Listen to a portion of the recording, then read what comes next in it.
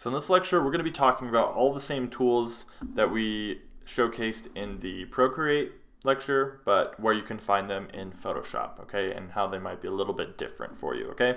So same one as the first one we're going to start off with is the paintbrush, which if you look on the left side of your screen, it's over here. It looks just like a paintbrush, okay? If you click on it and come over here to your canvas, you can paint down by either clicking or drawing with your stylus on your tablet, and it will paint there, okay? If you click on, just like most of these tools here, if you hold down and click on it, there's other options as well. We're just going to be focusing on the brush tool. Now if you come up here to the top, you can see this is where you choose your brush size, what kind of brush it is you want to use, okay? And then you can adjust the size right here. These are your sliders for size, okay? And then you can come over and paint using whatever brush it is you selected if you want it to be really big or whatever you're going for. Okay, the next one is a smudge tool. It's this one over here that looks like a hand. It's the same icon as in Procreate. And once again, this has its own options as well if you hold down, but we only need to focus on the first one. So you can see here, I'm smudging. Now in Photoshop, depending on how fast your computer is and how big of a file you're using, this is a slightly large file, so it has a little bit of a lag to it. Okay, but that's a smudge tool.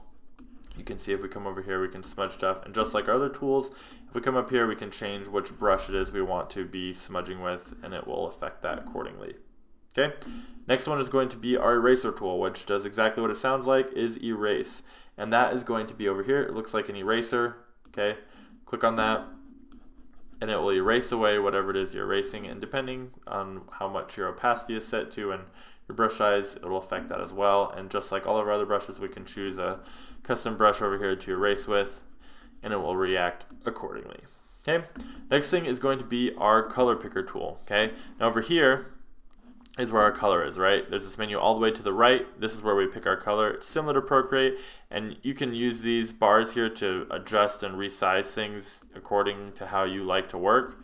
Okay, so that's all customizable. So yeah, you could just slide around, pick your color, and then come back over here with your paintbrush, and it will change the color you're painting with. Okay, you should also note that if you're in Photoshop, these little squares down here on the left, this is your foreground and your background color. The one on top is going to be the one you're painting with, and this one that's the background color is going to be the background. So if I were to take a selection and move something, okay, what's going to be behind it will be white, which is this foreground color. But if we change the foreground color to, let's say, red, okay, and then we made a selection, let's see if we move it now. So let's place that down.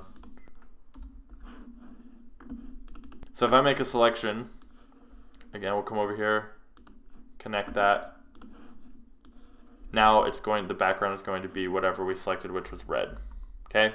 So that's how that works. Our layer menu is going to be over here on the right where it says layers, okay? And it functions pretty similarly, right? We have our background layer, we can turn it on and off depending on what we hit. Right now it's locked, but we can unlock that, create a new layer, layer opacity, layer mode here, okay?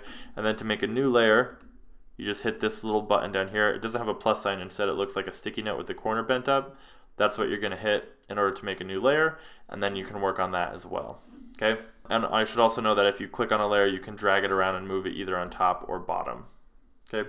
So there's our layers, then we have our sliders, which we sort of already talked about if we're using a paintbrush. Our size slider is going to be up here under size, okay, on the actual brush menu itself, and then our opacity slider is right next to that. Okay? Now there are hotkeys for all of these things, and you can even set your own, so I encourage you to learn those or make it set up so that it's most convenient for you, because that's really going to help improve your workflow. And then the last thing is our selection tool, which we already used a little bit, but if I come over here, right now it's set to magnetic, so it's going to try and find edges to follow, like you can see it's doing here with this shape.